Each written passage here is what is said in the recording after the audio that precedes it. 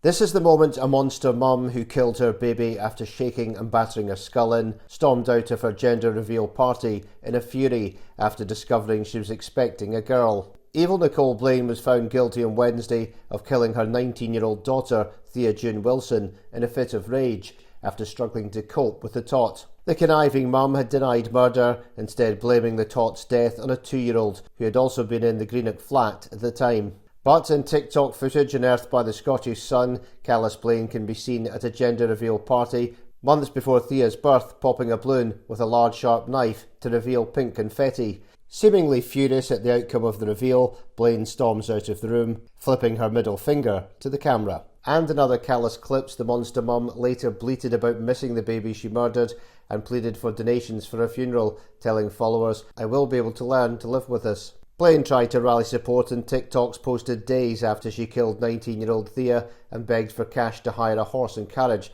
for a tiny coffin. She lied the tot's death was an unexpected tragedy, despite a post-mortem revealing catastrophic injuries, including broken ribs and 3 skull fractures. Attention-seeking Blain lip-syncs to singer and Love Islander Wes Nelson's track Forever in one clip, including the lyrics, "In the next life I hope you'll have me, I just want to wake up next to you." In the now deleted vids, Blain said, "This is an unexpected tragedy which has happened. Losing my wee lassie is the worst thing I have been through in my life. I really don't see light at the end of this tunnel for me." Blain also uploaded images of her cuddling tragic Thea and others nuzzling her clothing and a stuffed lamb toy. In a 13-second video, she's seen lying on top of a pink knitted blanket and matching teddies, claiming she was sleeping with Thea's stuff to go in her coffin. And in another TikTok, she discusses a lot of rumours about the baby's death and tells viewers, "I'm her mother, I was there, I know what happened, I don't need to explain what happened." During a week-long trial at the High Court in Glasgow, jurors heard tiny Thea had suffered car crash injuries, including whiplash, after being shaken and having her head bashed off a hard surface at least 3 times.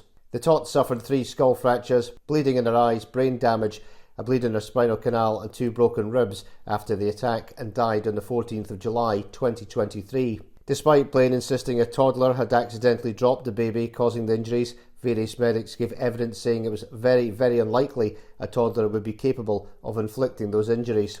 Dr. Srinivas Anaparavu examined the child's injuries and said her skull fractures were consistent with having her head hit off a hard floor, wall or furniture at least 3 separate times. He added this is almost equal to injury sustained from a road traffic accident or something with that kind of high velocity impact. But wicked Blain insisted the toddler had killed Thea, even telling a social worker, "I don't know how I'll forgive the child." The court was also told in the days leading up to helpless Thea's death, Blain had sent text messages to the child's grandmother, Laura Wilson, saying she couldn't cope and their head's a mess and was scared Thea is going to die. Blain claimed she had gone for a nap on the afternoon of the 14th of July after putting Thea into her bedside me crib and woke up after hearing her neighbour at the door looking to borrow some salt.